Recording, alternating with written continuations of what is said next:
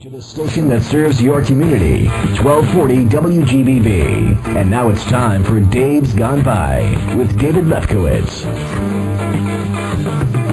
Tropical hot dog night. Like two flamingos in a fruit fight. Every cover. Good evening, everyone. Welcome to Dave's Gone By. 90 minutes of talk radio, music, comedy, interviews, and more coming to you live from the heart of the nautical Mylanta, beautiful Merrick, Long Island. That's the studio of WGBB, one of the oldest radio stations in the country, and tonight, forgive us, some of the equipment is behaving like it is the oldest equipment in the country, but we'll get through it. Anyway, our antenna isn't even in Merrick. It's in Freeport, one town over. And I keep saying we should do a midnight run and try and capture it, bring it back here, this runaway antenna. Because first it's Freeport, gets away with that. There's no telling where it'll get to next. Maybe Lynbrook, maybe Island Park. Maybe, if it's really breezing, we'll wake up one day and find it in Comac. Because once an antenna gets it in its ears to run away, there's just no telling what it might do. So for now, they're letting it roam around Freeport, eat at the dockside restaurants, shop at Fava, register for unemployment, but once we get our hands on it, we're going to put it on the roof and tie it down, and the same goes for our engineer, only he'd enjoy it. His name's Paul, and my name's Dave. Dave Lefkowitz, radio personality, theater critic, journalist, and political animal. And every Sunday night at 7:30, my show aims to be an eclectic mix of smart talk, silly talk, musical excursions, and mental perversions, which leads to my usual disclaimer. This program is rated DGB-13. That means I will probably make you shake your head in disgust 13 times during the next 90 minutes. You're an adult. You can handle it. But if you're not an adult, or if you're a kid pretending to be an adult, or if you're a kid in Freeport pretending to be in Merrick, then you might want to check with your parents to make sure Dave's Gone By is suitable listening material. As I always say, this is not a program for children, it's a show for grown-ups who want to feel like children and who don't have drugs handy. What's on tonight's show, I hear you ask? What amazing things does Dave have planned for us this week? How will he amuse and astound us? Your guess is as good as mine, but I think you're going to have fun if you stay with me. Most interesting tonight, perhaps, is a conversation I had with Jeff Goodman. Jeff is a friend of mine, a colleague. He's been a theater critic for many years, and I bantered with him about Broadway shows when they were running on this program a few weeks ago. But I also spoke to him about a trip he was going to take. I interviewed him 3 days before he was setting off for a month in Thailand and Vietnam. Now, he's never been to Nam, but he was in Bangkok less than 2 years ago, purely as a tourist, and his experiences there, well, they run the gamut, from great sightseeing to something a little more sordid or sexy, depending on your view of things. And Jeff's a very lively speaker and honest about his experiences there, so it's fascinating stuff. And we'll have that in our 8 to 9 hour. We'll also do a segment we haven't done since the new year, Dave Gets Trivial. That's where I share some arcane bits of Arcania, some obscure things to make you go, oh, I didn't know that. Tonight, it's 23 Skidoo, a phrase I think we're all familiar with and probably have never used, and I'm using it tonight because that's the name of this episode, 23 Skidoo. It's our 23rd show. We started Dave's Gone By on October 6th, and here we are, almost half a year later. And 23 is something of a lucky number in my life. There's some kind of cool karma between me and 23. I was born on January 23rd. My dad was born on February 23rd. I have 2 cousins, also born on the 23rd, and one of my oldest friends has my same birthday, January 23rd, except he's 1 year younger. So 23 Skidoo it is tonight. And did you know that 23 points were scored in the first half of Super Bowl 37, Oakland versus Tampa Bay. The Bucks scored 20 of those points. The Raiders only had a field goal. But that's where it stands at the half, 20-3 Tampa Bay over the Raiders. Remember that Dave's Gone By is the only place you can hear the Super Bowl score 5 weeks after the Super Bowl. And yes, you can sponsor our weekly Super Bowl update. We still have that slot available for an advertiser. I'm not joking. Just call 516-295-1511. Area code 516-295-1511. And mention that you'd like to sponsor the weekly Super Bowl update. Put your name or company name to such thrilling scores as 3-3, 13-3, 34-9, and the history-making 48-21. We're a lot cheaper than FAN, and here, there's no ugly surprises. It's not as if the scores of Super Bowl 37 are going to change one day. It's not like we'll wake up in August, look at the almanac, and say, wait a minute, the Raiders didn't win 14-0. What the hell is going on here? No. If you're looking for a safe, non-controversial place to put your advertising dollar, look no further than the Super Bowl update on Dave's Gone By. Call 516-295-1511 and be part of the non-excitement. Take a big leap into the known. Take 23 skids into the do. And stay with us, because the news gone by is coming up right after this. 5:30 Saturday nights. It's a new spin on old-fashioned radio when Don Lewis hosts Entertainment Long Island. It's an hour of interviews and advice about how to get started as a performer, be it as a career or a hobby. Every show has nostalgia, humor, and live music by Eddie Hugg and the Moonshiners. So catch the corny jokes and talented folks on Entertainment Long Island, 5:30 Saturdays on WGBB, because the stage is a world of entertainment.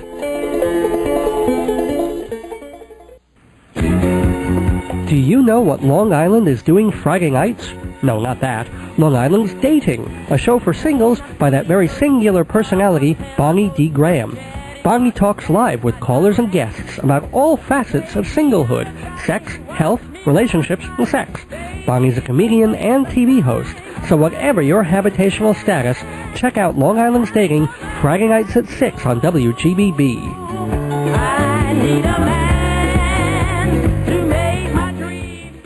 Welcome back to Dave's Gone By. It's 7:44 p.m. and time for the news gone by, a look at events of the past week from a war-torn perspective. Less than a week after the capture of Khalid Sheikh Mohammed, the number 2 man in Al-Qaeda, even more good news seemed to come from Pakistan. Officials say there was a U.S. raid in Afghanistan, and it ended up killing 7 Al-Qaeda fighters and wounding 8 others, among them 2 of Osama bin Laden's grown sons. However, U.S. officials are refusing to confirm the report, and they even deny a raid took place. Hamza and Saad bin Laden are allegedly being treated in a hospital in Rabat, so it should be pretty easy to have someone run down there and check out whether it's really them, right? But if it's true, and the U.S. military really is doing all these things covertly, that brings up a bunch of questions. First, it's just a reminder that what we're told is happening, and what's really going on are 2 different things. It's further proof, as if any were needed, that the American government, and by extension the military, the CIA, they're all out doing X, Y, and Z, and we end up finding out about it only through leaks or coincidences or declassified documents pulled out of mothballs many years later. But of course there's a positive side. I keep wondering as I watch the NATO debates, the UN debates, the White House briefings, if we really are going to go postal on Saddam Hussein, why are we giving him so much information and prep time? For the last 6 months, we've been saying, we're getting ready, we're amassing troops here, here, and over here, and we put more troops in Turkey if they let us, and basically by the first day of spring, if you're not out of there, we'll bomb you out. Now, I always thought one of the key elements of battle was surprise, but it sounds like we're giving Saddam ample time to escape, or to plan counterattacks, hide more weapons, or to sponsor terrorism around the world. But again, who knows what we're really doing in and around Baghdad, Afghanistan, even North Korea. And what I don't understand is why we have to declare war at all. We've been bombing the crap out of the Afghani hills since late 2001, and nobody had a problem with it. I think there's something like 5,000 casualties there, including a lot of civilians. And you didn't have high school kids holding sit-ins over them. You didn't have mega protests all over the world saying, how dare America dump B-52s on villages. We just did it. And it's not just because it was weeks after 9/11, so they empathized with the concept of payback.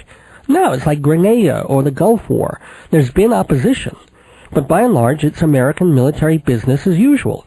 Everybody shrugs, we pay a little more for gas, and we get on with our lives. So the way to get Saddam Hussein is not to declare war.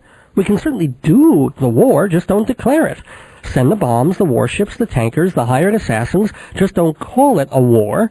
Call it an operation or a reconnaissance mission with heavy overtime.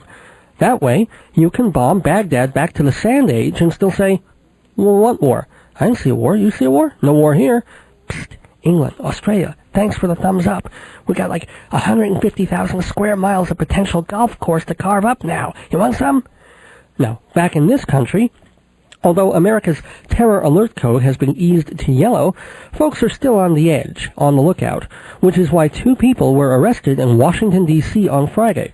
According to the Associated Press, the woman had a belt with duct tape wrapped around her waist. The man also had duct tape and jars of an unidentified liquid strapped to him. Police cordoned off the rotunda of the Capitol building, but quickly realized there was no danger when a group of teenagers started taking pictures of the duo who were chanting and dancing. Still, the happy couple were charged with interstate transport of an explosive device.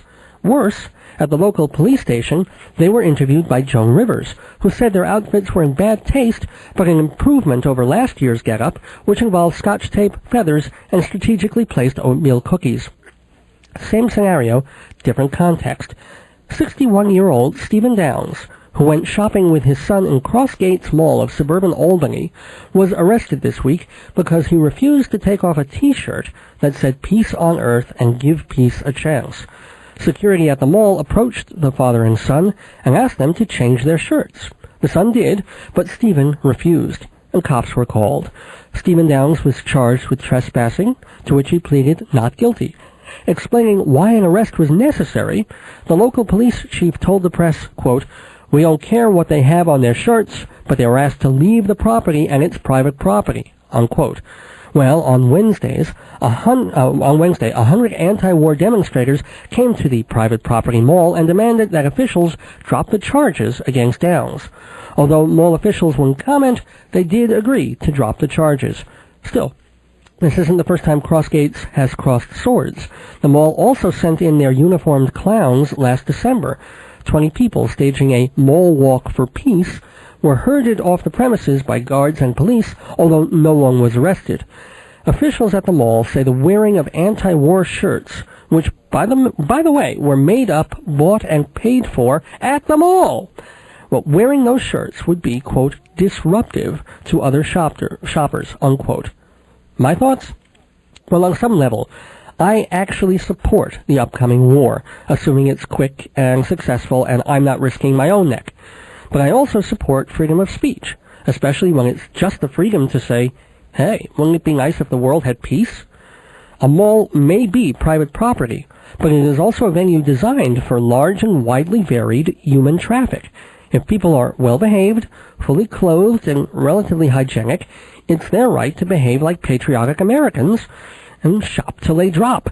I hope Crossgates got the message on Wednesday when protesters came to the aid of their fellow countrymen.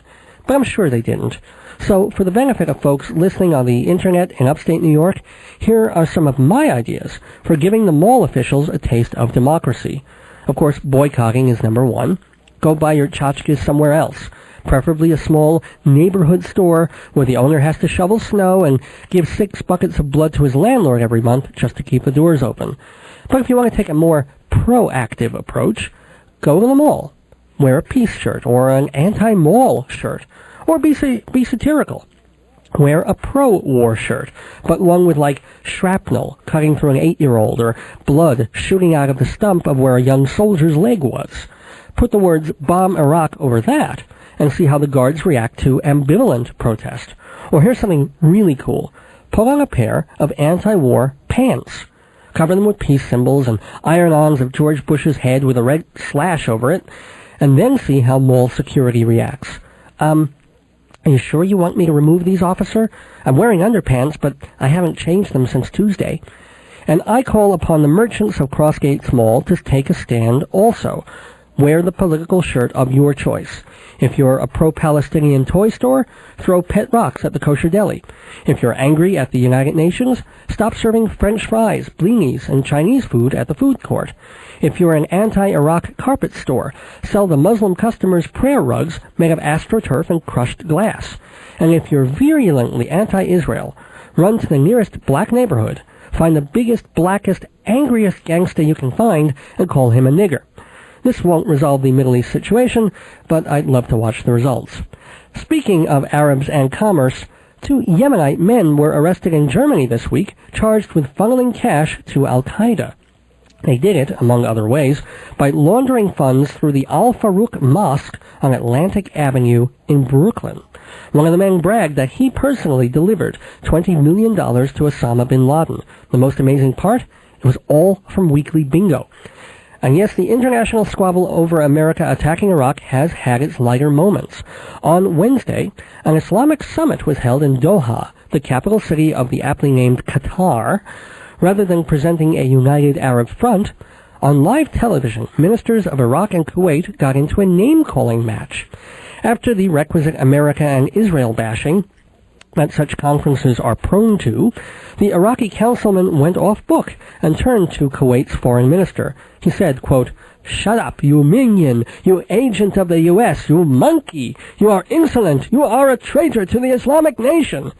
The Kuwaiti ambassador then replied, "Bite me," causing the Baghdad councilman to say, "I'd gladly bite you if I didn't mind the taste of dung." The ambassador of Kuwait then pulled out a pair of nunchucks and swung them threateningly. "Oh, I'm so scared," said the Iraqi ambassador. "My knees are shaking so bad, they keep hitting your mother in the ears." "Hey, no mothers, man," said the Kuwaiti. "Don't you touch my mother."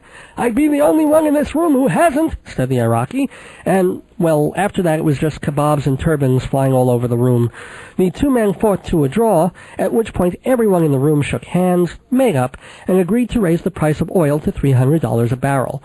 White House spokesperson Ari Fleischer had no comment, except to say that yes, the president thinks the Kuwaiti minister's mom is hot. Absurdity and fakery continue to be the buzzwords of the Iraqi conflict. Everything from Saddam Hussein having a dozen lookalikes to President Bush's assistant covering a picture of Guernica during a press conference. Even the TV networks have gotten into the act. On Thursday, it was revealed that for Dan Rather's exclusive interview with Saddam Hussein, the translator employed to read Hussein's answers in English did so in a heavy Arab accent. But it was a put-on. His real voice is pure Middle American. A network spokesperson told the LA Times the choice was made to go with, quote, "a voice compatible with the piece." It should be noted that the same principles are applied by the Arab networks when they broadcast political coverage.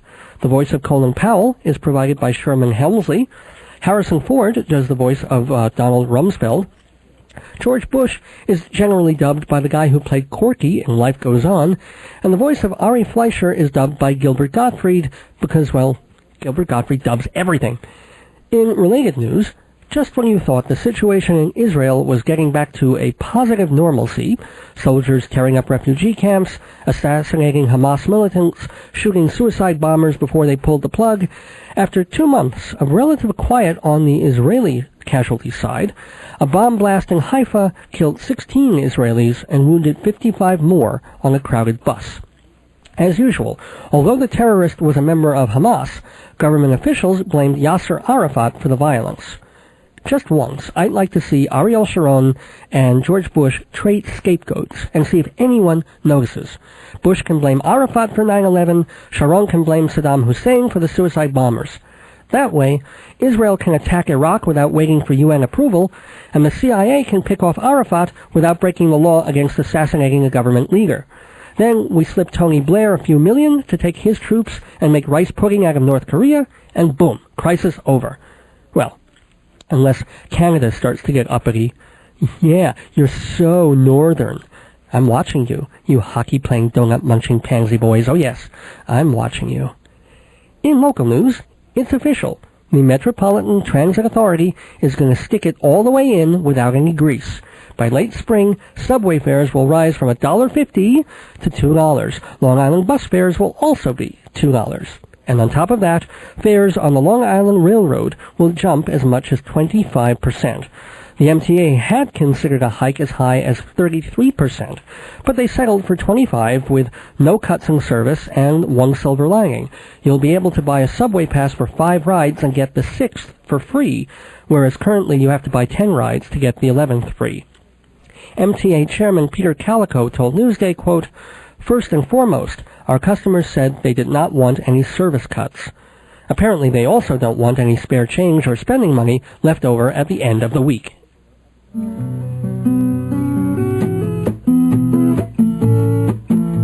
I sit down on the train with my big pocketbook, the guitar, and a sugar-free drink. I wipe the sweat off of my brow with the side of my arm, and I take off all that I can. I am trying not to have a bad day. Now everybody knows the way that is.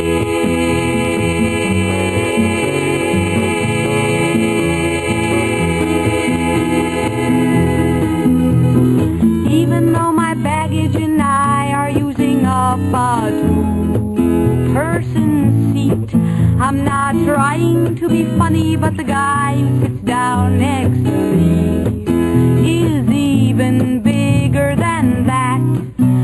We are overflowing out of the seat, and I can't look at him, he doesn't look at me. Once you step on, you might never get off of the commuter train. Doesn't go very far away, but just the same, it's a trip and a half.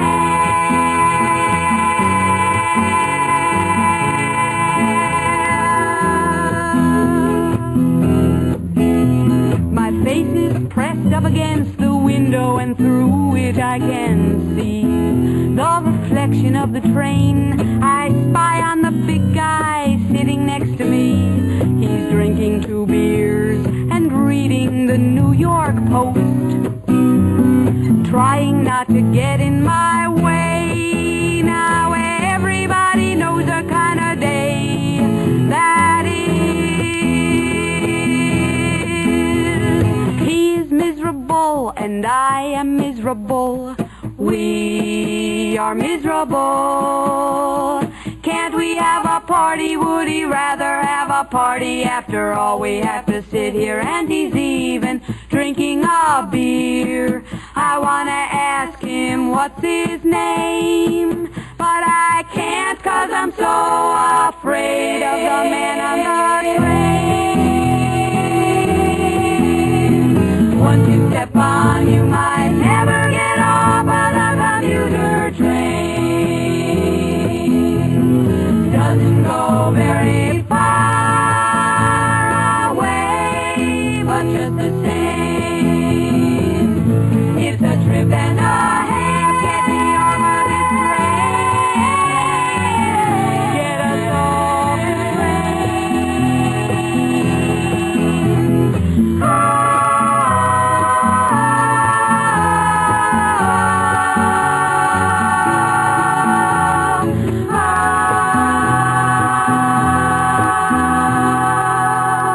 From the heart of the Nautical Mile, you're listening to the station that serves your community.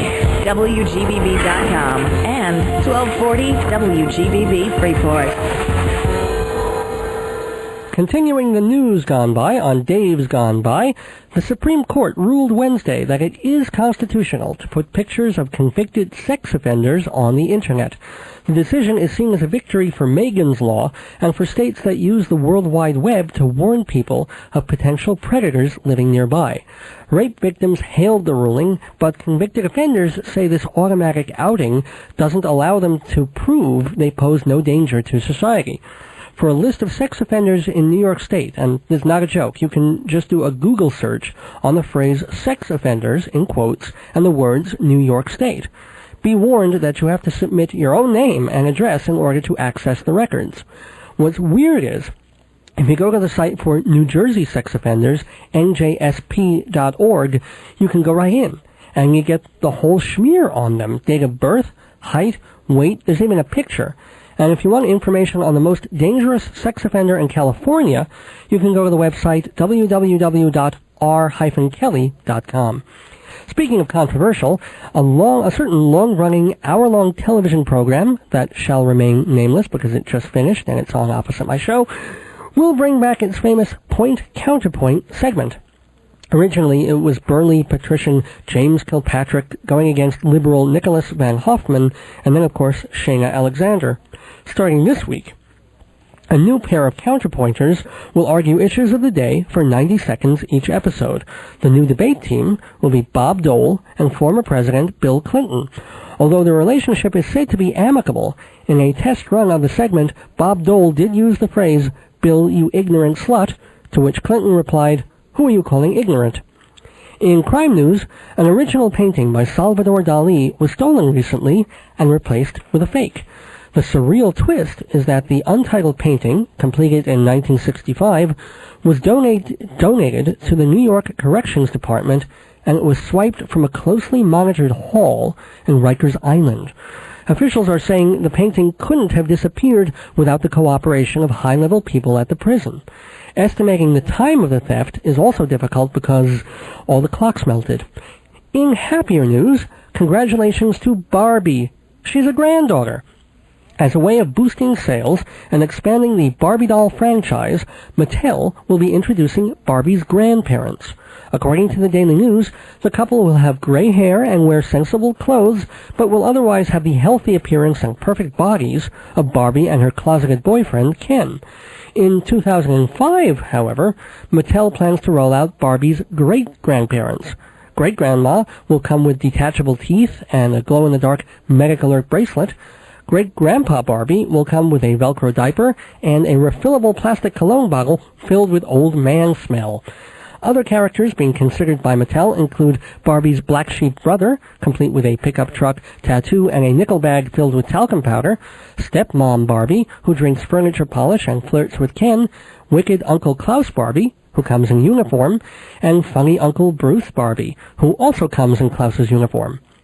Speaking of hospitals, what? Talk show legend Jack Parr. Yes, speaking of the aged, Jack Parr, who is still alive, has been hospitalized with an undisclosed ailment. The 84-year-old TV pioneer apparently suffered a stroke over the weekend. Parr hosted The Tonight Show from 1957 to 1962, and then had a couple of his own shows. I can't say he was a direct influence on what I do. He was before my time, and I only saw clips of his work pretty recently. But his vision of taking a talk show in many different directions, from humor to current events to personal anecdotes to celebrity fluff, and using his personality as the glue to make everything stick, that's Talk Show 101 right there. So we all owe him a debt. Everyone from Dan Rather interviewing Saddam Hussein, the way Parr did Fidel Castro 50 years ago, to David Letterman mining his acerbic and neurotic qualities for sarcastic comedy. So get better, Jack. At your best, you were way, way above par. In surprisingly better shape is another octogenarian, 82-year-old Pope John Paul II. He's an author again. Despite appearing terribly frail in public, His Holiness has published another slim volume of poetry. One section is a meditation on the Sistine Chapel, another on the Holy Land, and the third an ecstatic appreciation of nature. The book is called Roman Triptych, even though it was apparently inspired by the Pope's trip to Poland last summer. Newsday published an excerpt from a poem called The Stream, which goes like this. If you want to find the source, you have to go up, against the current, tear through, seek, don't give up. You know it must be somewhere here. Where are you, source? Where are you, source? At which point God replies, Schmuck, it's in Westbury on Old Country Road, and pick me up an anti-war t-shirt while you're there.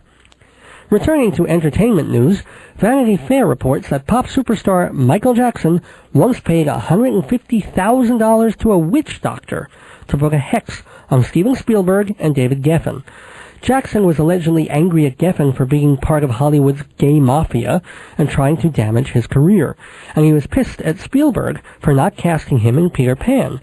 Jackson actually went to Baba the Witch Doctor twice, the second time to strengthen the hex by sacrificing 42 cows and several sheep. None of the parties involved had any comment on the freaky story, though sources close to Jackson say he couldn't have done it, since he was out shopping at the time at his favorite store, Bed, Boys, and Beyond. Oh, we were going to play a song here, but our CD player seems to be on the fritz. Oh well. I will remind you that we're on WGBB-AM 1240, which is collapsing around us as we speak, in beautiful Freeport, Long Island. And we'll finish up the news gone by with, we were going to play, I guess we're not playing music in sympathy with the music that's not playing on Broadway right now. On Friday, after talks with the League of American Theaters and Producers broke down, Musicians Union Local 802 went on strike, causing nearly every Broadway musical to shut down indefinitely. Producers had vowed to keep the shows going with electronically programmed orchestras, but that threat became moot when other unions struck in sympathy with 802. Non-musicals aren't affected by the strike, but every musical other than Cabaret, which is on a different contract and is still open, the others are down for the count, including Lion King, The Producers, Hairspray, Thoroughly Modern Millie, Rent, Phantom. The sticking point between the musicians and the producers is over orchestra minimums. Currently, going by the previous contract that expired last Sunday, a Broadway musical must have at least 24 to 26 musicians in the pit. It doesn't matter if the orchestrations only need 12. The producer has to hire 24 and pay them at full union wages. Not surprisingly, the producers see this as feather bedding, being forced to pay thousands of dollars every week to employ people they don't need or even want. The union says it's not that simple. They know producers are always trying to cut corners any way they can, and they feel sound quality and the experience of Broadway musicals will suffer if producers can get away with hiring fewer and fewer musicians. They feel it's important to preserve the unique, special sound of a Broadway show, and not by augmenting 2 keyboard players and a drummer with a programmed synthesizer. If you're confused, think of it as hiring a crew to come in and renovate your house. The contractor says, I need 10 guys and they all get paid X. You say, I can't afford that. The improvements won't be worth the investment. Can you do the job with 3 guys? The contractor replies, I can, and it'll come out okay, but it'll be shoddy around the edges, and everybody coming to your house will know something's not quite right. So far, the producers are willing to settle for a minimum of 14 musicians. The union is still demanding at least 22 or 23, and so the union and the producers, who both have a point, are at an impasse. Why they can't meet in the middle at 18 or 20 musicians instead of 14 versus 23 is beyond me. Still, labor disputes are never pretty, and the squabble is already affecting musicals being planned for future seasons. For example, revivals are being scaled back to fit the parameters of plays rather than musicals, which operate under different rules, and generally they have much smaller casts. As such, over the next 2 seasons, look forward to such revivals as Accountant on the Roof, One Bride, No Brothers, Bring in the Noise, Leave Out the Funk, Grand Motel, and of course, Cat. But in solidarity, not with the producers or the musicians, but with theatergoers, who'll be the ones shelling out the extra bucks to make both sides happy in the end, in sympathy with Broadway fans, I offer this brief show tune, a cappella, no musicians. It's a tribute to the Big Apple, the way it is now. New York, New York, a hell of a town. The fares go up while the theaters shut down. The mayor's just a billionaire clown. New York, New York. New York, New York, the future looks black. The jobs are gone and the homeless do crack. The Muslims fund all the terror attacks. New York, New York. New York, New York, it's starting to suck. The snow won't stop and the market is stuck. Our Texas president don't give a folks. This does it for this edition of The News Gone By for March 9th, 2003. Please send your comments, opinions, and end-of-life instruction papers to Dave's Gone By, P.O. Box 62, Hewlett, New York, 11557-0062, or email us at davesgoneby@aol.com. We really do want to hear from you, so please let us know you're listening and thinking about the stuff we do. And unless otherwise requested, we reserve the right to read your letter on the air in a high-pitched, mocking voice name withheld upon request. That's Dave's Gone By, no apostrophe, at AOL.com. Please, no nature poems. I'm selectively illiterate. If you're a good American, that means you like to own things. Well, now's your chance. You can own a piece of my show. That's right, Dave's Gone By is ready to promote you. If you have a product, event, or service to hawk shamelessly, you can buy 30 or 60 seconds of advertising time on my show. You can even be a sponsor. Just imagine. This week's News Gone By is brought to you by you. We'll be right back after this word from your product. Advertising on Dave's Gone By is cost-effective and reaches listeners not only on Long Island, but thanks to WGBB.com all over the world. To get a piece of the Dave, call 516-295-1511 or email davesgoneby at AOL.com. To see our disgustingly low ad rates, check our website, hometown.aol.com/Dave's Gone By. Remember, you could be talking to you right now. Are you listening?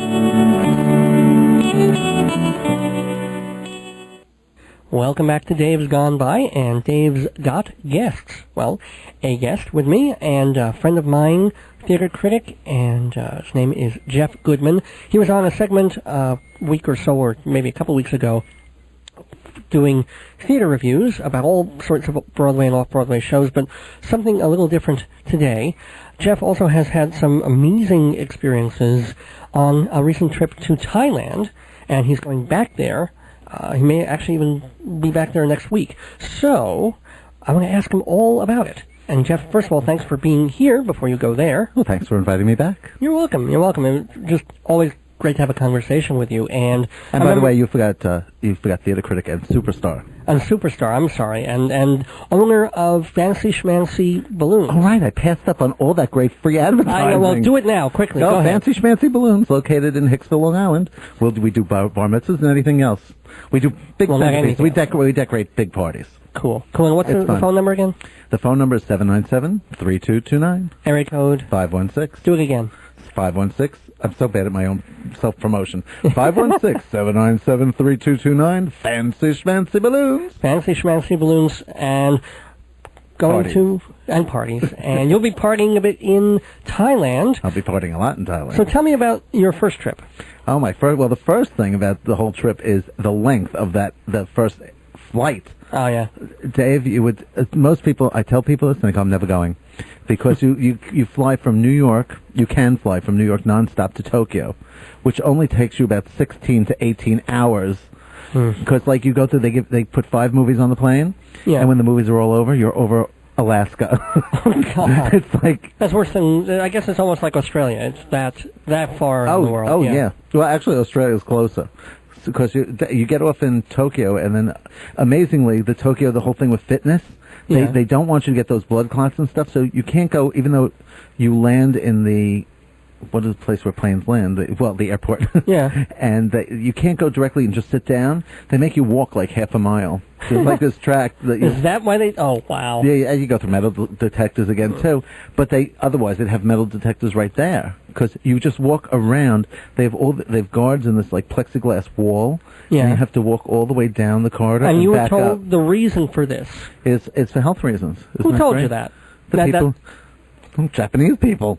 Really? They said it wasn't about security, it wasn't about just the way the airport was structured? I'm sure it was... No, the airport, it's like one of those... They had 6 or 8 gates in that circular thing. Yeah. And then the center of the circular thing is where you sat. And then so you had to walk around the circular thing, down the line that gets to the circular thing. Yeah. I hope everyone's really getting this. you walk down the... whatever ramp or something, then you go out around to the lobby past the Nintendo place, because they have what also is great in Japan. They have all this Nintendo. All the Japanese companies have these 3 things, and you can play games. And there's a sign: adults, please let children play first. Well, no, the cool thing is if the flight is getting really long and the people are getting cranky and stuff, instead of serving alcoholic beverages, what they do is they play those Japanese cartoons that cause epileptic seizures. So everybody's in a sense going, for the rest of the flight, and they don't bother the stewardesses at all. I was wondering what happened to me the last half hour of my flight. There it is, yeah. So all right, let's get off the airport, off the plane. But after you get to, how long do you think it would take to get from Japan to Thailand? Oh, I don't know, 3 hours. 8. Oh, God. So no wonder they didn't attack Thailand recently, yeah. Thailand is like the Switzerland of Asia, you know. Meaning? Yeah, Thailand has never been colonized. It's the only country in Southeast Asia that's never been colonized. Oh, wow. Thanks to the kings. They've been brilliant.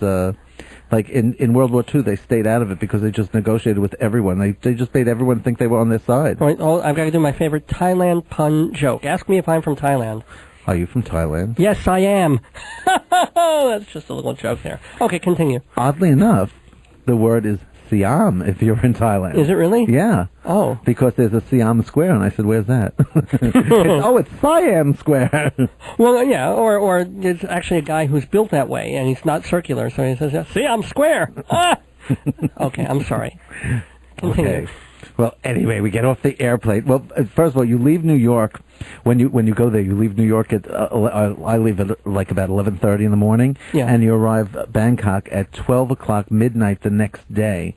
So you basically it's 2 days gone out of your life just getting there, basically. Yeah. But getting back, you leave Japan at about I think 2, 3 o'clock in the afternoon, and you arrive New York at 1 o'clock the same day. So actually, you arrive New York before because you're going over the international date line. Right. Wow. So you actually arrive before you left, which is very odd. I think George Carlin did a bit about that, where you could probably live your life and live like 4,000 years that way because you never actually spend any time. Yeah, that's pretty cool. But anyway, once you land in Bangkok, it's a whole new world.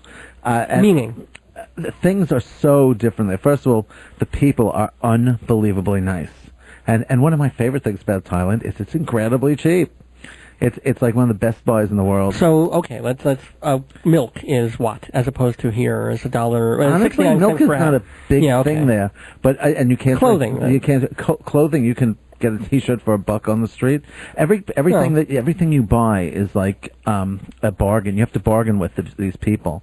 But to stay in a hotel room, I stayed in a 4-star hotel initially, and I paid $50 a night. And by the way, that included breakfast. Whoa. But you have to be very careful. If you go to Thailand, you have to order your eggs well done. Otherwise, you'll get like, I don't know, it's just like runny eggs. They just basically fry one side, and the other side has that gookie. Oh, that gookie. Okay. Well, if you tell them well done, they'll do it. And that's a 4-star hotel is 50, or how many baht is $1 or something like that? A baht is now about 40. They're 42 baht to the dollar. Okay, that's pretty cool. So, and actually, I now stay at a less expensive hotel. Yeah. So I stayed at a 3-star hotel. It cost me about $22 a night, and it includes breakfast. And you had, I mean, that was in the heart of Bangkok, I assume, but you went to the... I went all the way. I love you. Up north, there's a place called Chiang Mai, which is beautiful. Mm-hmm. And surprisingly enough, it does get very cold up there because it's a very long country. It's like a backwards comma. Okay. Also, isn't that the Himalayas are there, or am I totally off? The Himalayas. I thought they were the Himalayas. Oh, whatever. Yes, I am. You say Himalaya, I say Himalaya. I'll talk to you, Himalaya. No, but no. I'm not sure. I think be. They're actually in Mongolia. Tibetan. I don't know. Yeah. Okay. Aren't they in Mongolia? And that's a little bit north. Because Thailand does border on China. Okay. But. Oh, no, wait. I'm sorry. But you just said it was 8 hours from Japan. From Japan. But no, China's a little bit north. They border actually on Laos and Cambodia to the west. Now you're going, not to break you off there, but are you going to Vietnam? Oh, yes, I am. I'm very excited about Vietnam. I don't know why. I think I'm going to go through Vietnam going, I'm Canadian. I'm not kidding either. Well, what possessed you to, say, okay, I'm gonna... Oh, well, last time I was in Thailand, I was trekking, which, by the way, unless you're in very good condition, physical condition, don't do that. Because I told them, I'm a fat man from New York and I don't get a lot of physical exercise. Oh, no problem. You can do trek. Well, they had me walking for about 6 hours uphill. Oh, boy. And besides giving a German guy stayed with me for most of it, because the guides really don't care. I could have been dead on the mountain. They'd go, oh, I don't think we can mark one. Oh, sorry. Oh, man. But this guy from Germany helped me, and so I actually forgave World War II. I'm sorry, everybody. Oh, ouch.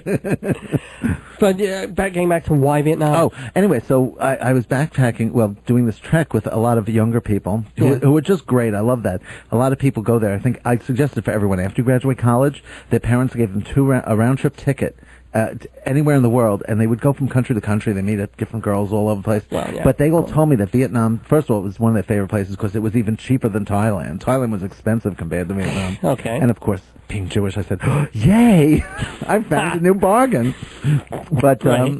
But that's my joke, dude. Okay. Oh, I'm sorry. Well, okay. Here, Dave. Vietnam's cheaper than Thailand. Whoa, that's being a Jew. I appreciate that. No, your line was better. Sorry. Okay. Okay, that's okay. So, okay. So they all told me that Vietnam was such a gorgeous place because if you think about it, it's all coastline. Yeah, actually. And actually, I've been finding out also that Hanoi is really. I mean, I hate to say it, but I'm going to be Hanoi chef. I'm going to fly. Well, I've always found you rather annoying. No, just kidding. Oh my God, Dave, we have to do something about that tongue. Well. Anyway, what about Hanoi? Gorgeous? Well, I don't know. I haven't been there, but I've been told. I rode around on the internet, and I found that they have a lot of caves that you can kayak in and out of. Cool. So that's Vietnam. where Osama is, yeah. Well, if he's there, I'll get him. Don't worry. You'll get him. But before we go to the places you haven't been, tell me more about So Thailand, up north, well, one of my favorite things, I know I showed you the pictures and everything.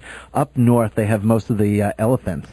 So I went on an elephant kind of trek. You can go up to these elephant farms, and you take an elephant out for like a couple-hour walk. It's great. They're very easy to get up on. They're a little bumpy, but I felt like a sheep because they have this little like throne up on top of the elephant. And you walk in, and it's great. And the guy has there's a hill tribe person who's driving the elephant or whatever he does, and he goes up into the mountains, and he's sitting, his legs are behind the ears. It's just wonderful. I don't know, I just had a great time. And you're up about 3 stories. They're really big animals. Well, yeah. What's even better is we just crossed the river in an elephant, too. It was how can you, what do you mean? Well, it's not very deep, but they raft down rivers, which I also did. And it was really great because as the elephants are crossing, the rafters are going, whoa, they watch out for the elephants. You know? Yeah, that's amazing. You go down the water, like, look out, elephant. Look at the water. Oh, it's unbelievable. So you can cross rivers with them. I mean, you just feel the power of the animal underneath you. Right. And you go up, and you stop, and of course, oh, by the way, they're kings of getting money out of you no matter what. Okay, let's get to the juicy stuff, because you can't really talk about Thailand. Unless we go to... Let's get to the dirty stuff. Oh yeah. I'll tell you about the go-go bars. Ooga. Well, this is not actually one in Thailand. They don't go, come see our go-go bars. One of the big things is there's a big sex tourism industry in Thailand, and they have a lot of... The word there is that prostitution is illegal in Thailand, but so is going over 55 in the U.S. So, well, wait a minute. First of all, isn't it legal there? Not really, but it's kind of not. They don't look at it. It's like talking on a cell phone in Nassau County, right? Okay, in the car, yeah. But what they have is they have several types of different ways. They have bars where it's great. They have bars and bars and bars. I think I told you about the one bar. Actually, this was up north. And I just walked into the store, and it was a bar, and there was no exit. As you went through the bar, you went to another bar, and every, 8 feet, these bars were maybe 8 foot square. Okay. And every 8 foot, there was like a walkway, like kind of like a boardwalk. Yeah. And every 8 feet was a whole different bar. Oh, that's cute. And there were 10 of them attached. And a lot of them had... So one time the Irish are actually jealous of the Thai. We're going to do that. It was great, you just yell, there's a good buy over here. Happy hour, ding, ding, ding. But it was very interesting how you could just walk from one bar to the next. But anyway, they have bars, and some of them they have bar girls and bar boys. Right. And you can pick them up. And a good bar band, I hope, yeah. Well, there's not even room for band. There's a bar in those places consists of about 10 seats at the bar and about 2 tables, and that's your bar. Okay. But if you go into the bars, all the girls and boys will be very very nice to you. You get answered, hello, what your name, what you do, where you from, what you do. Is always the questions. Mm-hmm. But they don't really talk sex, which is kind of interesting. But now I'll get to your favorite thing, the go-go's. Go to the go-go. No, actually, that's interesting, too. It's all fascinating. But then are they soliciting anything more than tips at the bar, or are these people saying, take me home? They don't say take me home, but you can do it. Everything is kind of in an unsaid language. Okay. You just say to the bartender, I'd like to off her, or I'd like to off him, or off you. So you can, in Thailand, you can off anybody. You just pay a fee to the bar, and you can just take them with you. I know, isn't that weird? Yeah.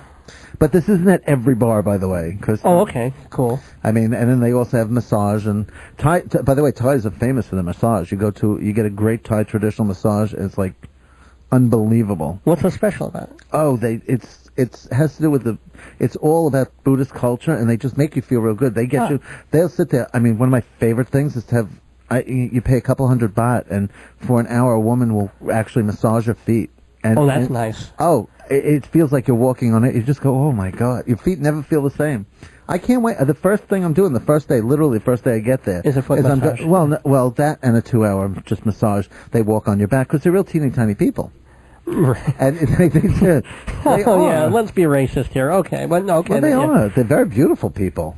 The Thais are all right, gorgeous. so speaking of which, let's get to the go-go people. Oh, the go-go bars. Yeah. Well, I read about the go-go bars, and I just never...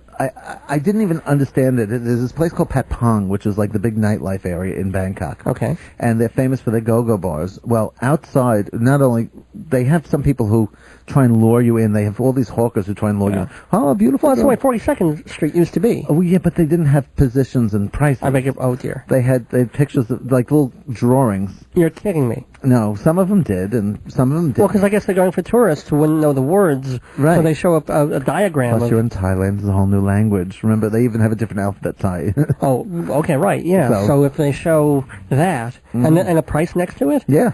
Okay. But it's still in baht. Maybe it'd be nice if they had the conversion tables. I'm sure they're giving this in dollars, this in francs, this in pounds. But this doesn't go on stage in the go-go thing. No. In the you walk into the bars, and then you're seated at a table or a booth. I personally like the ones with booth. Okay. It's like you feel very 70s. You're in like this sofa group, those couches all together, and when I first read about it, I thought, well, maybe they'll have 6-10 girls there, just like they have here. Right. And you get there, and there are like 20 girls, quote unquote, dancing on stage. It's more like rhythmic moving. They're just kind of swaying back and forth, and they all have numbers on them. Tattooed or just no, but the numbers are in very odd places. Oh, I must tell you. And guess where they put the 69? Thank you. Yeah. Well, they have two choices. Okay. But no, but actually, it's not over the mounts. But yeah. Okay. Dave's sweating a little. A little bit. Yeah. Keep going. So there's about 20 girls on stage, and then all of a sudden, it didn't stop, but they rotate, and new girls come on, and each bar has about 100 to 150 girls in it, and the bars are running one next to another. Yeah, it's unbelievable. Well, because they're probably running from one bar. They probably no. Whoa. They're all they're just in that one bar. They, later on when I realized they're standing by a back bar. They're all sitting there, and if you want to meet a girl, you just say you ask the mama-san or your waiter or whoever, and the waiters, by the way, and the bartenders all have numbers on them too. Okay. So if you want them, you can even ask. And you say, I'd like to talk to 69 or whatever number she is. 214. I mean, there were numbers in the hundreds. So you say, you go. The mama-san would come up to you if you were showing anybody you like, and you go, oh well, maybe 12, 15, and 412 would be nice, and then they sit next to you and they start like kind of massaging your thighs. Yeah.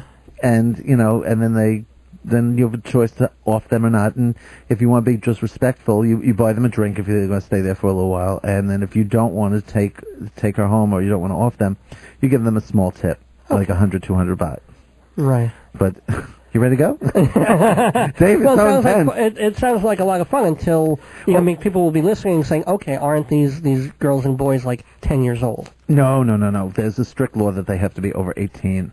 The age of consent in Thailand. I can't believe is it really strict? I'm like I'm like the sex therapist here. I'm like the expert on sex. But the age of consent in Thailand is 15, but they cannot work in the bars until they're 18. And you really found that to be. I mean, you looked at their faces and. Well, they all carry government ID cards, and And you have to, it's in the tie year, so you have to, I think, subtract 345 or something like that. Mm-hmm. So you have to subtract 340. That's your girl paging you at the moment. Right? We got your beeper going on. I'm beeping. Huh. And don't let that happen in the theater. That's right. I'm going to get fined now. You actually, before we round this off, trying not to say anything sexual there, but everything is a pun, I guess. But what about performance in the go-go things? And all my God! Oh, they have these shows, and you just will not believe it. Did you see the movie Priscilla, Queen of the Desert? A few years back. Well, in it, they meet this man and his wife, who I guess is trying to play tie or something, and she has this talent that she's not allowed to show, and she eventually gets out to a bar and shows her talent with ping pong balls, and they are actually propelled out of a certain area. Uh-huh. And it's quite entertaining. And well, yeah. I must tell you that actually does happen. I mean, there are certain shows there that I can't even tell you what they're called on the air. But then they also have they have shows where they stick everything from live eels. Oh, God. It goes into everything, everywhere. There are a lot of snakes. There's then they have painting shows where someone will go out and they put on black lights and they fluorescent paint the bodies. Oh, okay. It's really kind of neat. And then they have like these food fight shows. Yeah. It's really quite interesting. They have all different types of. They have a million different shows. Now, and speaking, going away finally from the naughtiness and the sex stuff, did you see any shows? You are a theater critic. Did you see any musicals? Well, they have. Well, actually, they don't have theater. They have some things that are called cultural shows, which tell the Thai stories, and they're quite interesting. That's probably the closest thing they have to theater. But when they have puppetry and that kind of thing, and not a lot. Okay. They have cabaret shows. And what's also interesting in the discos, they have like live shows at 11, 11:30, 12 in the discos to get the crowd in. But they also have these big shows called cabaret shows. One of the big cabarets is called Alcazar, and the cabaret shows are recreations of other shows or other events, and they just copy scenes, and they're what looks like women. It's all men who absolutely, it's astounding. And you get to meet them later. And up close, you can't even tell they're not women.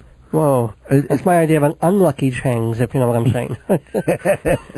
Well, you can't off them. Yeah. Before we go, haven't even asked about one of the most pressing things, food. Oh, my God, the food is so great. Yeah. I mean, and it's so cheap. Even though you're not supposed to really eat from the vendors, they have barbecue vendors on the street. Oh, yum. And, it's just wonderful. It's just you can't have the chicken with the feet attached. I didn't like them. They have the feet attached. Oh, the head's off at least? Yes, the heads are always off. Now, you've eaten in Thai restaurants in America. Mm-hmm. Oh, and what's the difference? No comparison. Why? Because first of all, we don't have the ingredients here because they're all from Thailand. Okay. It's a whole different climate. And, it's hard to explain, but the food just tastes different, and it's better there. Also, the food is served on very small plates there, as opposed to what they've Americanized the stuff here. Okay, yeah. But the other thing is just the fruits and stuff. The pineapple is just unbelievable. It's much better than Hawaiian pineapple. I'm sorry, Hawaii. Oh yeah, no, okay. But we don't go to Hawaii, do we? Well, because we're on the dole. Just a little joke there. Thank you. But. And then they have this big fruit, this big obnoxious fruit called a durian, and it's pretty nice and it tastes pretty nice, but they smell god awful. As a matter of fact, in the hotels, especially in the South, I didn't even get to tell you about Phuket, which is spelled Phukket. But the first time I thought I said, wow, I didn't know what that was about. I said Phuket, but when you go down to Phuket when it's really hot. I mean, and we're talking, it's really great because you really don't know the temperature because it's all in centigrade. So, 35, 40, it sounds nice. 110, you know. And is it humid or is it like the Arizona dry heat? It's a little bit a mixture of both. It's not that bad. The only thing is the air conditioning isn't as powerful, and everyone who works for a company is very devoted to the company because they're nice. They're really devoted people, and they believe a lot in honor and respect. So they would never keep your air conditioning on, even if you left it on your room. You come back and your room is stifling. Oh, because it's not central. You just you gotta put it on. You gotta wait like 10 minutes for. Oh my God! I mean, there were days where I just had to, like I came in, turned on the air conditioning, and went and took a cold shower. Yeah, that makes sense. Yeah. And then went to the go-go bars. But Well, more on that anon, but I want to wish you a wonderful time on your upcoming trip to... How long are you going to be in Thailand? How long in Vietnam? I'm going to be in Vietnam for 10 days, 2 weeks. I'll be in Vietnam almost. In Thailand, about another 4 weeks. Oh, wow. So you have to promise to come back and tell us about your next trip when you're back in town. Absolutely, but we have to not talk about the Go-Go Bar so much. The Thai Tourism Authority isn't going to like me. Oh, all right. Well, I like you. But I'll tell you, I actually am thinking about running tours there because I do love the country so much. Well, you don't know the language yet, do you? I'm learning it. Cool. So I can say Sawadee Ka. Can you say thanks for listening to Dave's Gone By? No. Jeff Goodman, thank you for coming to Dave's Gone By. We'll be back after this. Broadway, off-Broadway, cabaret. These are magical words conjuring up a universe of great entertainment.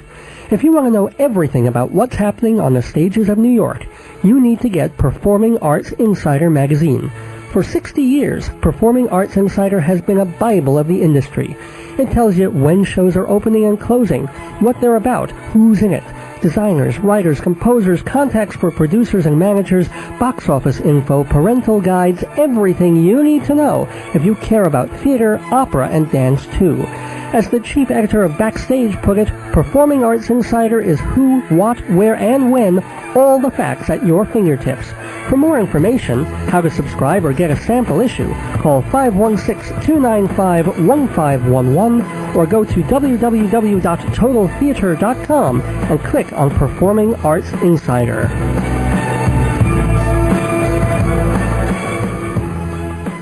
We are the youth. We'll take your fascism away. We are the youth. What are you doing? I'm singing your theme song. My theme song? The opening number to your show, Joe Salzone Live. You listen to my show, but you're a knee-jerk left-wing hippie. I'm not. Besides, you're a puritanical right-wing kook. Maybe true, but I listen to all viewpoints, and I do it every Saturday night at 7:30 on WGBB. The station that serves your community. We are the youth. Shut up. Sorry. Welcome back to Dave's Gone By. It's 8:39 p.m. on Sunday night and time for Dave Gets Trivial, the segment where I ask a simple question. Where did this come from? And often get a cool answer. Or several answers. Back on New Year's, we talked about the tradition of clinking glasses when we toast, which had a number of different explanations, everything from the sound of church bells to making sure the drinkers weren't being poisoned. Tonight, our phrase is 23 Skidoo, a phrase that's been around since the early 20th century and has its roots going back even further. According to a posting on the Phrase Finder website, the actual meaning of 23 Skidoo is kind of slippery. People have used it to say get lost, or let's get going, or whoopee! Groucho Marx's last movie, made in 1968, was called Skidoo. It was an all-star vehicle directed by Otto Preminger, and it was such a raving success, Groucho skiditched movies for the rest of his life. But the phrase itself, well, Phrase Finder breaks it into two parts, 23 and Skidoo. Skidoo, logically enough, seems to be a variant of skedaddle, get away. And skedaddle apparently started in Civil War times as a dialect version of scatter or scuttle. But what about the 23? How did my special number get paired up with a word that means amscray? A couple of theories. The first going all the way back to Charles Dickens and A Tale of Two Cities. Remember Madame Lafarge, the old lady who sits and knits? That's all she does, or seems to do through the whole book, except she's actually recording the atrocities of post-revolutionary France in her weave. Every time someone goes up to the guillotine, she counts the next head being lopped off. In Dickens' theatrical adaptation of his novel, when the hero, Sidney Carton, does his far, far better thing, she counts him number 23. She doesn't say Skidoo, but that may be the linkage between the numeral and he's out of here. And speaking of theater, in the early 1900s, actors would whisper the number 23 when they felt it was just the right time to leave the stage. Quicker than saying, leave him wanting more, they'd just mutter, 23, take their bows, and go out while the getting was good. T.A. Dorgan, the cartoonist known for doing that famous drawing of a dachshund in a Frankfurter bun, he's credited with putting the 23 and the Skidoo together, but he's been named as the source for so many etymological firsts, that one's probably apocryphal. Also wishful thinking is another explanation, having to do with the Flatiron Building on the corner of Broadway and 23rd Street.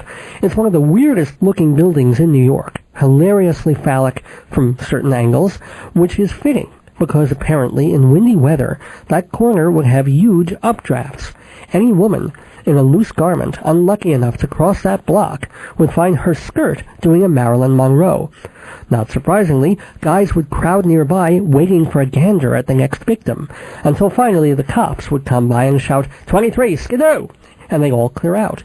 It's a cool story, and the wind tunnel effect at Flatiron Corner is true, but it doesn't seem like that was the origin of the phrase, since 23 Skidoo was in the lingua franca years before the triangular edifice was ever erected. Finally, for a less licentious explanation, 23rd Street also used to be a very important hub for ferries and railroads skididdling away from New York. So, we'll be skididdling away in a little while, but not before we have more music, more stuff, more 23 Skidave right after this.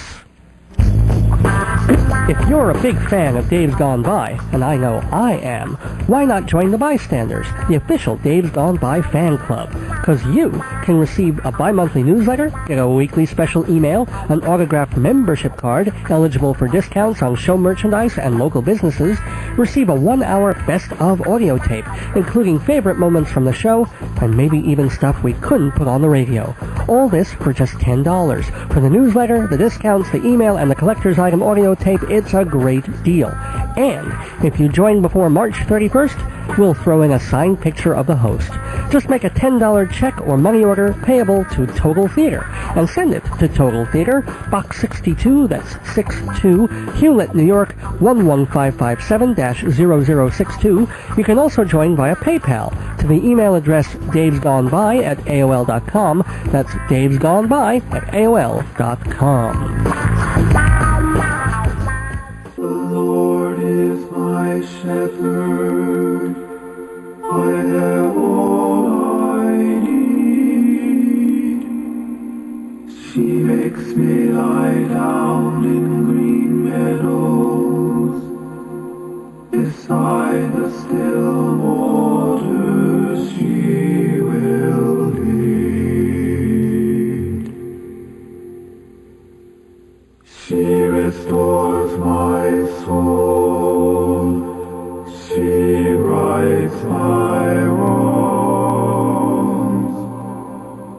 She leads me in a path of good things, and fills my heart with songs.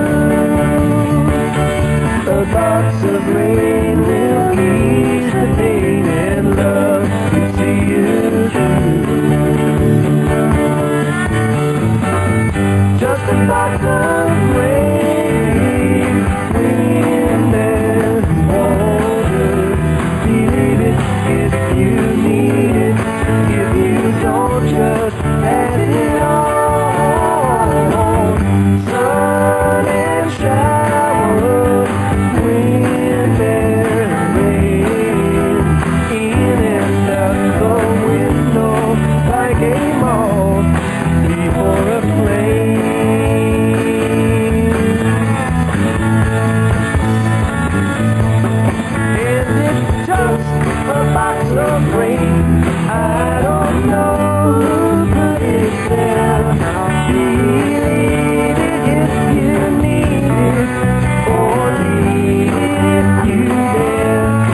And it's just a box of rain, or a ribbon for your hair. Such a long, long time to be gone, and a short time to be there.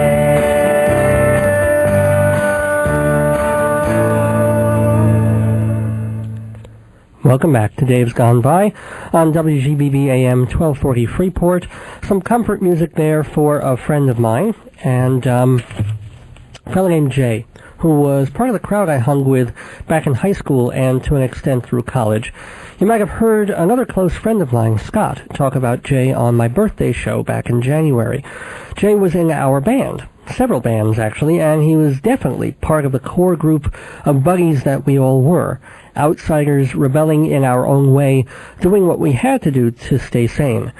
And then Jay, who was in some ways the craziest of us, grew up, got married, moved away, had kids, became a teacher, of all things, and suddenly found himself in middle age. It happens.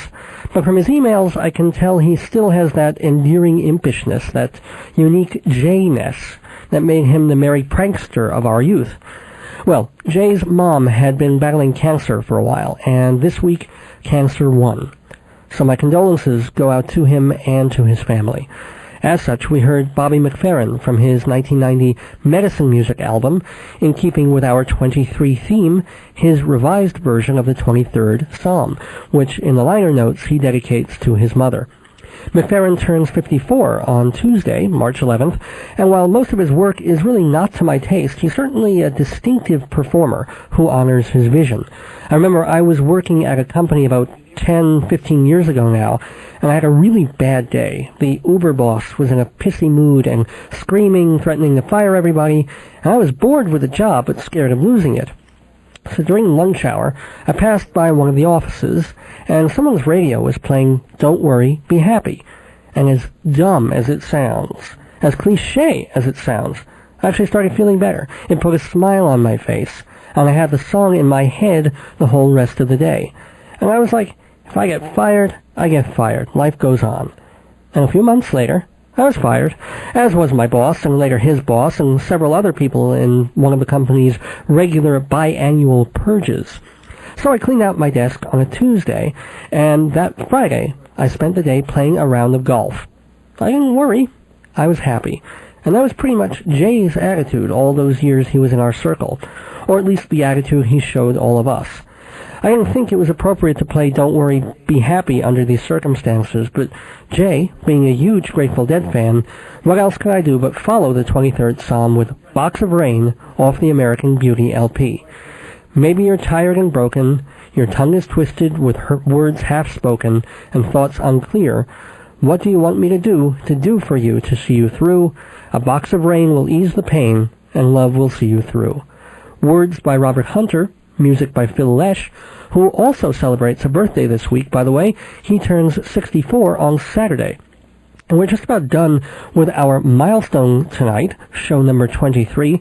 As I've said, it's a karmic number for me, for everyone really. If you figure there are 23 pairs of chromosomes in the human body, 23 centimeters in the circumference of a regulation baseball. Shakespeare was born and died on April 23rd. It takes 23 seconds for blood to circulate around the human body.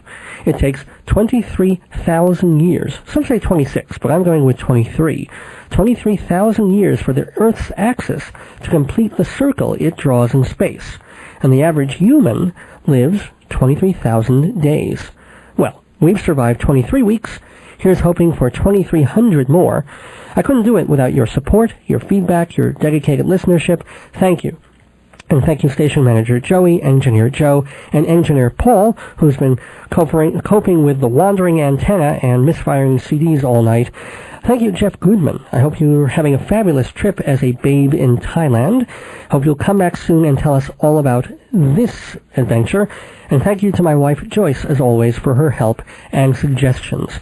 We have an extra minute or two here because one of our songs didn't play before.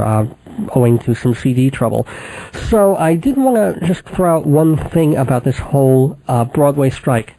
And it's just something that really struck me, because as I'm sure you all know, there's only one Broadway musical up right now, Cabaret. All the off-Broadway shows, musicals, and plays are running. All the Broadway musicals are down except for Cabaret, and the plays are still up, and certainly it's a windfall for them, because people who are going to come see musicals who are in town anyway might go to see things like Ma Rainey's Black Bottom, or Frankie and Johnny and the Clair de Lune, or Deaf Poetry Jam, which is, somewhere in between a play and a thing. But the point I'm trying to make is, in looking over the list of about 8 or 9 shows on Broadway that are still open, there's only one American new play. It happens to be terrific. It happens to be the best show of the season so far, and is the odds-on favorite for the Tony. It's Richard Greenberg's Take Me Out.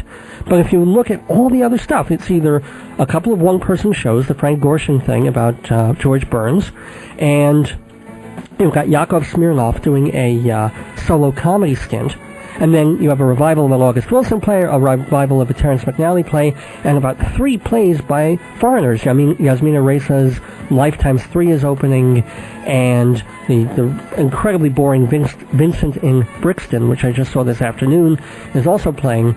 It just bothers me that of all the 39 or 40 shows you have currently running in all those theaters, when you chop away the musicals, we've got just one new American play. That's wrong, folks. And I'm going to tell you something that's right, though.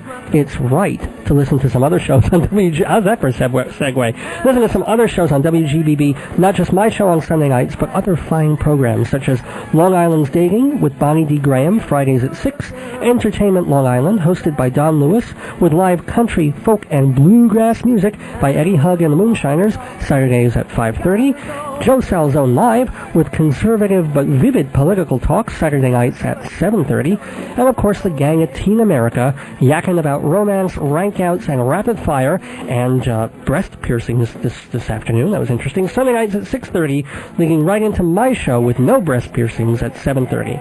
If you'd like to find out more about my show, you've got to check the website, hometown.aol.com/Dave's Gone By.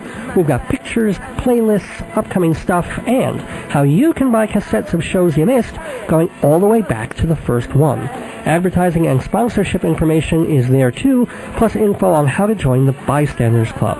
For only $10, I should raise it to $23, but no, only $10, you get a bi-monthly newsletter, weekly emails, an autographed photo, and best of all, a best-of audio tape.